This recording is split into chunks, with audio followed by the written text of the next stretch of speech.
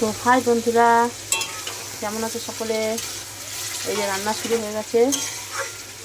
Chicken হয়েছে ছেলের জন্য, আর এই যে আলু দিয়ে পটল দিয়ে, আর দেখো বন্ধুরা ডিম টমেটোর এই সমস্ত কিছু দিয়ে একটা ঝোল বানাবো, হালকা হালকা ঝোল। তো এই যে পটলটা কষা হচ্ছে,